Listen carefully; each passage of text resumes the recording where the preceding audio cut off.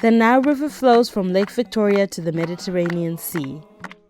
In Pakwach in northern Uganda, 90% of the residents are drinking untreated river water.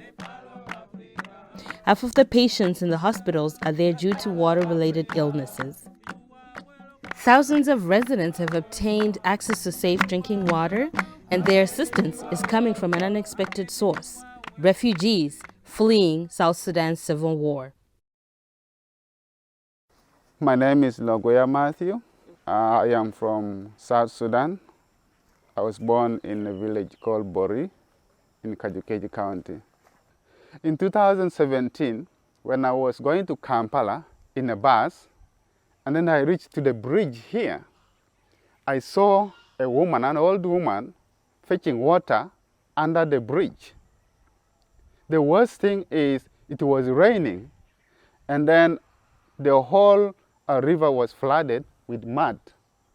And that old woman was fetching the water under the bridge, taking home for the family to consume. That affected me emotionally, and I feel, oh, my community, this community will be dying because of unsafe water.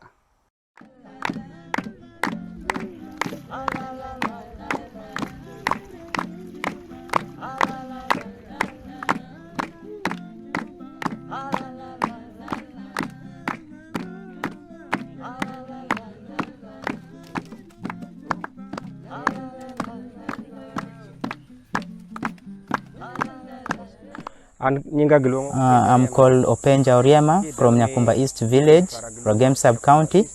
We had drinking water problems, which we have been drinking direct from the river. That in turn brought problems in my home. 3 of my children's intestines were tangled. We took them to Arua Hospital. They conducted various tests and found out that it was the water that we have been drinking which caused that.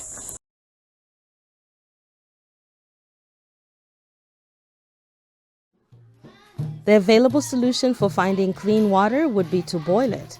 But fetching firewood costs time and money, and boiling water also contributes to climate change, deforestation, and causes other respiratory issues.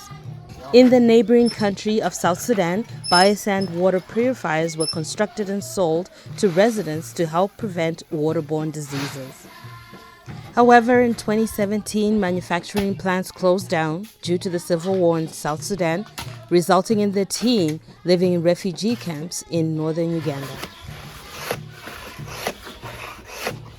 When the war broke in South Sudan, I got confused and traumatized because I thought the war has come in to distract the start of the journey that's going to help many people with safe water. So the good thing is I shared with Bruce, and the encouraging point that he said, let's research for ways to get up in Uganda if possible.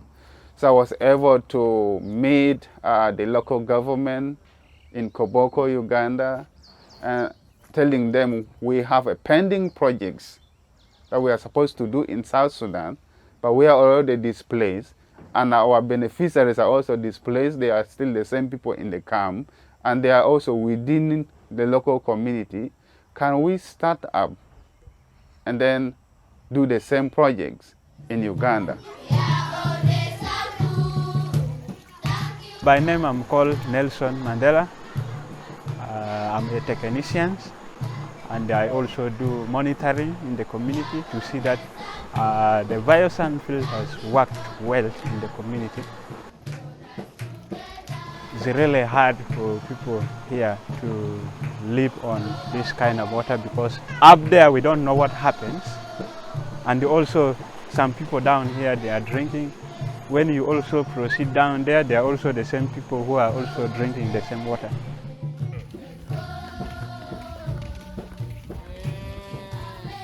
Madunyole maduong When we were in Arua hospital, we took 9 months and I lost a lot of money in treatment.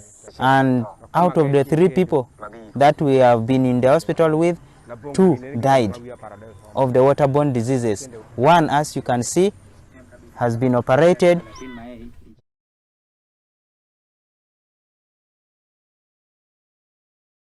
Since we started drinking the filtered water, we don't feel any bad thing again. Here we only have one source of water, that is river, no borehole, no tap, but there is a lot of changes in our homes in regard to drinking water. We no longer buy bottled water because we have biosand filter. Without BSF, my children will not study because most of the money was going in treatment. In October 2022, a local stakeholder consultation was held in order to generate gold standard carbon offsets. By avoiding boiling water, homeowners can purchase water purifiers at a substantially lower price. The offsets will also finance restarting the South Sudanese safe water projects to provide safe water to the returning refugees. Ngongakinda means a lot, like press on, keep on going, resilience. Like for me, I was trained in South Sudan, and after being trained in South Sudan, I was able to train some people in Juba, in Yei, and then when we were displaced by the war, I am able to train people in Uganda. I started alone, but now have created an opportunity for 39 families. They are getting their food from the venture that has been started. We will be able to reach to many communities, and many households will be able to have the biosand filters, and many community members will live a healthy life.